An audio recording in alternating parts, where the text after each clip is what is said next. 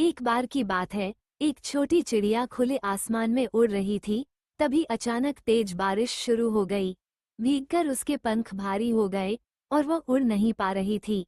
घबराई चिड़िया ने आसपास कोई जगह खोजने की कोशिश की, लेकिन सब जगह पानी ही पानी था। आखिरकार उसे एक बड़ा पेड़ दिखा, जिसकी घनी शाखाओं के नीचे वह जाकर बैठ गई। पेड़ ने उसे बारिश से बचाया। कुछ समय बाद बारिश रुक गई और सूरज निकल आया।